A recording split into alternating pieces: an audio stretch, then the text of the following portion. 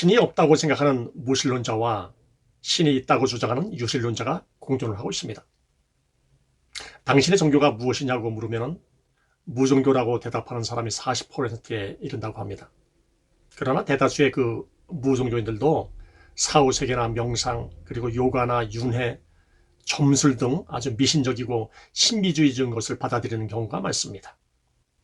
그러니까 이 무종교인들도 초자연이나 과학적인 것을 믿지만 체계화된 기성종교에 대한 불신 때문에 거부하는 사람이 대다수라고 보시면 되겠습니다. 종교를 믿는 비중이 높은 중동 지역에서 나는 무종교입니다 그렇게 말하면 별종 취급을 받습니다. 불과 몇십 년 전만 해도 이 기독교가 주류였던 미국이나 영국 사이에서 무신론이나 무종교는 도덕과 윤리적 타락에 동조하고 있는 부류라는 인상을 받았습니다. 그런데 그들도 이제는 침묵하고 있습니다. 그 이유는 타락이라고 하는 그런 즐거움을 맛보았기 때문입니다. 인간의 이 지성에는 선한 것과 이 바른 것을 저항하려고 하는 힘이 아주 강하게 내재되어 있습니다. 이 시간이 더할수록 종교는 이 먹다 남은 빵 조각 대하듯이 무조건 싫어하는 시대로 전락을 했습니다. 그만큼 21세기를 살아가는 사람들은 이 종교를 동네 구석에 위치한 쓰레기장에 방치하듯 하고 있는 것 같습니다.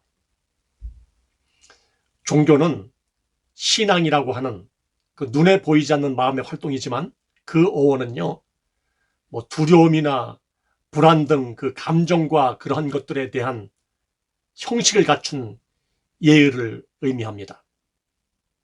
고대인들은 그 태양이나 바람, 그리고 물과 불, 뭐 천둥, 지진 등 그 자연계에서 일어난 모든 일들이 아주 경이로웠던 것이 틀림이 없습니다.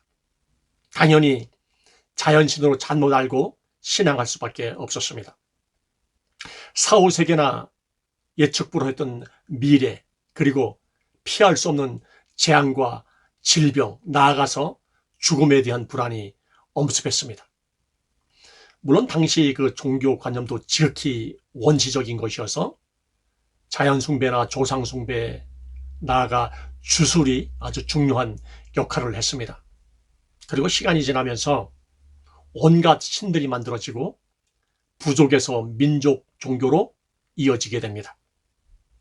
인생의 갖가지 고난에 대한 해결책을 얻을 수 있는 그 대상인, 의지할 곳을 우리 인간은 종교에서 찾고 싶었던 것입니다. 그토록 많은 민족 종교에서 이제 인종과 그 국가의 범위를 초월해서 기독교와 힌두교, 그리고 불교, 이슬람교가 세계 4대 종교가 되었습니다.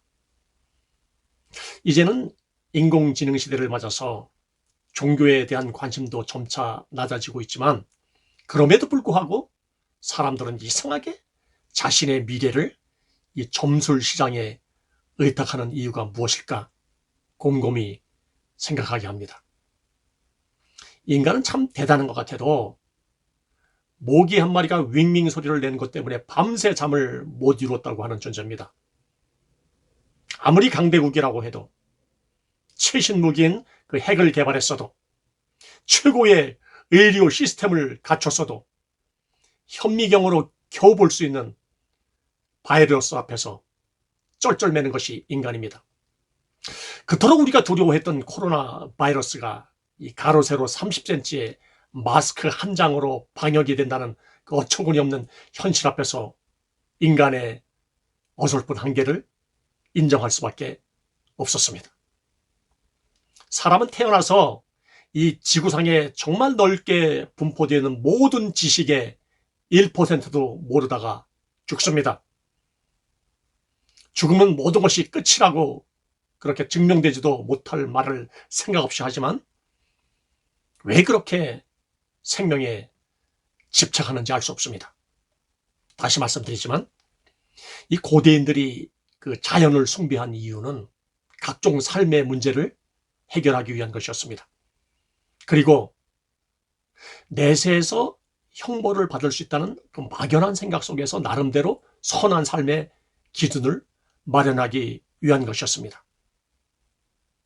여러분, 사람은 영혼이 있는 존재이기 때문에 죽음 후에 다른 세상이 있을 것이라고 하는 추상을 누구든지 합니다.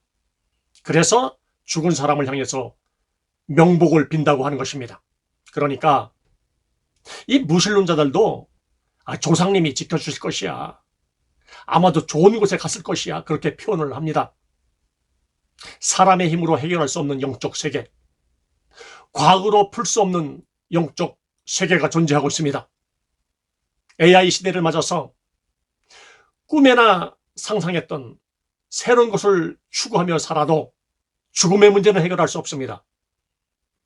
수도 없이 많은 철학자들이 사람은 어디서 온 것인가, 그리고 어디로 가는가 하는 것을 터득하기 위해서 정말 고뇌하다가 지쳐서 평생 숙제로 남기고 인생을 마감했습니다.